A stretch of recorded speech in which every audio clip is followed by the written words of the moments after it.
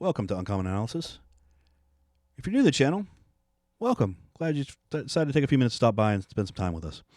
Please like, subscribe, share, leave a comment. We're glad you're here. And for our regular listeners, we're always glad to see you again. Welcome back. So today I want to talk a few minutes to talk about Virginia and Virginia's influence and on national presidential elections and how what President Trump is doing could have a big impact on Virginia in terms of the presidential election going forward. So first, a little quick history on Virginia. All right. So from 1952 to 2008, Virginia was a reliably red state, reliably Republican state in the presidential election. There was one exception during that time, that being 1964, which was the election immediately following the assassination of Kennedy that summer. Other than that, from 1952 to 2008, Virginia was a reliably Republican state at the presidential level. I don't have the 52 map up, so we're going to start at 56. Keep an eye on the blue and the red and see what happens over time. So this is 50. This is 56. This is the re-election of Eisenhower. This is 60. This is Kennedy's first run. He lost the state by a good 5.5 points. He did well. I mean, there's a lot of blue on that map, but he lost by 5.5. Then we have 64, which is when Eisenhower is reelected. It's very interesting how that flipped. It's very interesting to me how the blue flipped to red over that state in that election. It's a very, very interesting election. But needless to say, that was the one time a Democrat won the state on the heels of Kennedy's assassination between 1952 and 2008. Then we go to 1968, where Nixon wins the state handily. It's a three-way race, so there's some orange on there that represents the third party, which was George Wallace. But Nixon wins by 11 points over the next closest person, who was Humphrey, the Democrat.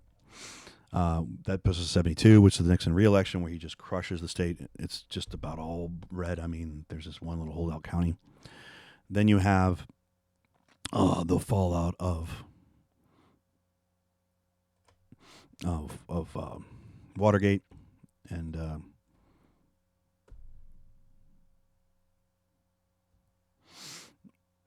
you have Carter running. Carter loses the state. Ford does win the state, but not by much. It's only like less than 1.5, but it still remains Republican. All right, so keep an eye, like you already have been keeping an eye, but keep an eye on the blue and red shifts in the state as time goes on. So in 1980, Reagan wins the state solidly. Wins the state by 13 points. I mean, it wasn't even close. His re-election, again, dominates. 1984, wins the state by like 25 points. It just is crazy. 1988, this is Bush Sr., and again, he wins this state solidly. He wins it by, like 20 points as well, 20-plus points over Mondale. But keep an eye on, see how the state is shifting color-wise. Then we have 1992, which is the election of Clinton. Bush Sr. wins the state by 4.5 points. Clinton wins the national election. But still, very red state. Okay, then we go into Clinton re-election. Democrats doing a little bit better maybe, but still. Dole wins the state. It's not by as much. Clinton obviously did much better than he did the first time around. Dole wins the state by a little under 2 points. But still, it stays Republican. We get into 2000, which is Bush Jr., W, as they say. Right back to its no more red look. Some blue and a little tiny bit of blue up here. Just a very teeny tiny little blue up there. But keep an eye, particularly in this area as we move forward.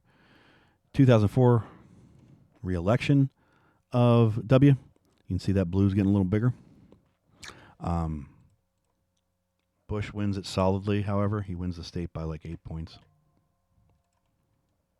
He won by 6-ish the first time. He wins by 8 the second time. He actually extends his lead a little bit. Now we come to 2008, which was Obama. 2008, watch this area in particular. I mean, it switches blue other places.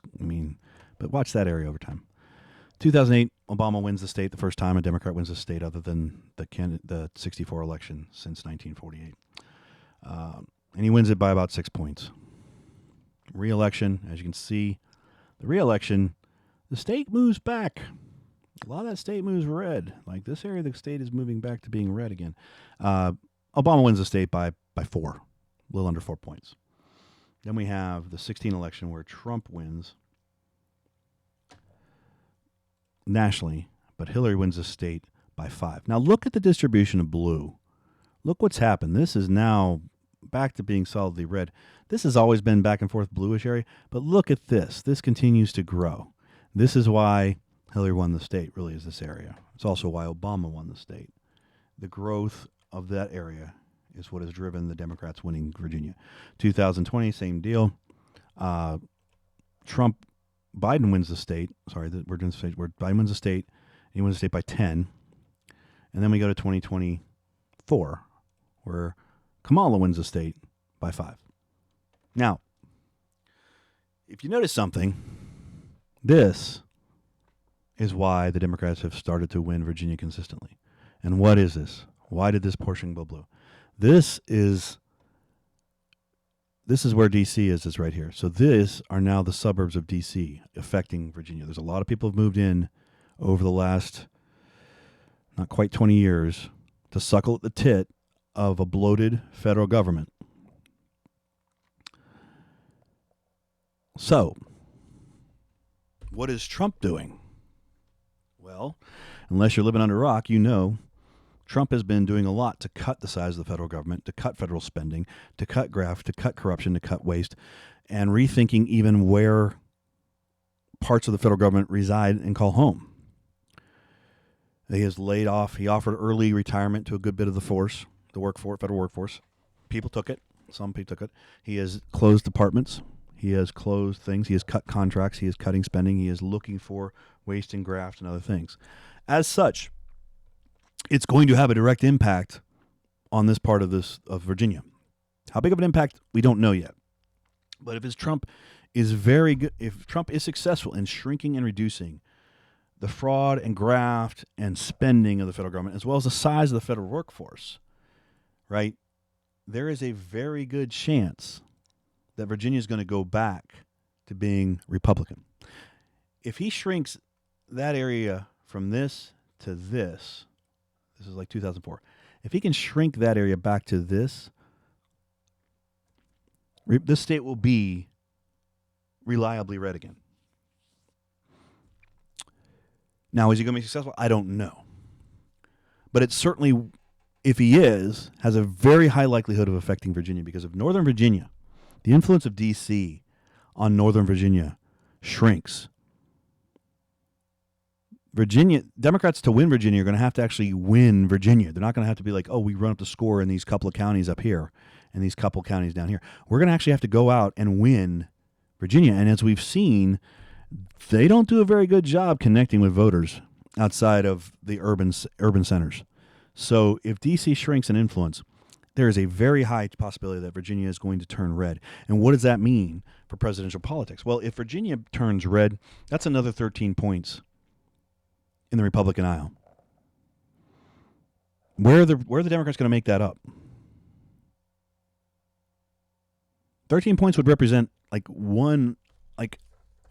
two of the upper Midwest states, right? Wisconsin has slower than 13. Michigan, I think, is 12 or 13. I'd have to look that up. It might be 16. I know Pennsylvania is like much higher. Michigan might be 16, but that's like Wisconsin. They could win Wisconsin but lose Virginia. It wouldn't matter, right, if they took Virginia back. This is a big deal. If this state goes red, it further puts the Democrats further in a hole in presidential politics. So we'll see what happens, but that's my thoughts. What Trump is doing very well could affect Virginia going forward at the national level. And it'll really be a matter of how successful he is in shrinking federal government. All right, everybody. So those are my thoughts. You're welcome to leave a comment, sharing yours. Think I'm right, think I'm wrong. And with that, I hope you have a great day, and I am out.